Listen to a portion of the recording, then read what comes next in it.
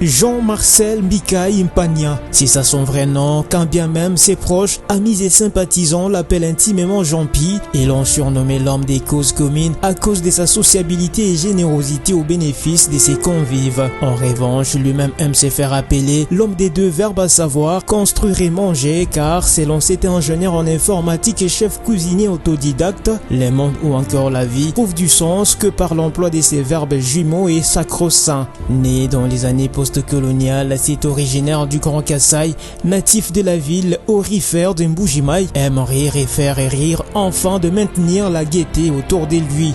Polyglotte qu'il est, parfois ses petits humours sont dans l'une des 4 langues nationales, si pas en français ou en anglais. Chef d'entreprise, le professeur Jean-Marcel n'est pas qu'enseignant dès son emploi du temps occupé par ses charges horaires des cours à l'ISES et à d'autres universités de la place. L'homme est promoteur d'une école, d'un centre de formation culinaire et des pâtisseries. Voulant participer à la viabilisation de la commune de Lancélé, l'homme de construire et manger, aussi opérateur économique passionné de l'art culinaire, a sorti des terres un complexe hôtelier où l'on retrouve du restaurant-bar, chambre, salle de conférence pour ne citer que ça. De ses qualités aidant du management ainsi que du leadership, il dirige l'Institut supérieur des statistiques ISES Kinshasa depuis 2018, une institution où il a commencé au bas de l'échelle en 1996 pour devenir directeur général 22 ans après, en passant par les postes de secrétaire général administratif.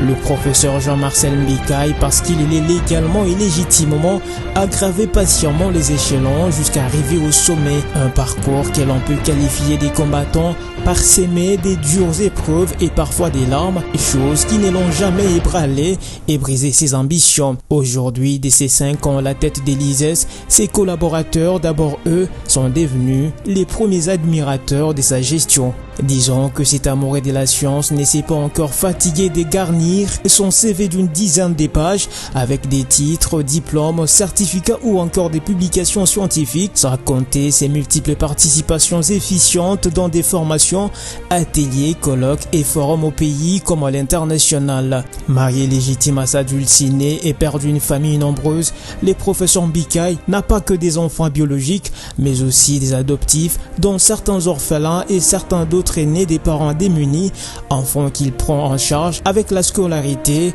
le sanitaire et la nourriture, et même logement pour certains. Jean-Pi, l'homme des causes communes, partage souvent ses modestes ressources avec les habitants des coins défavorisés de la ville de Kinshasa et ses environs par des différentes actions des terrains et d'intérêt communautaire.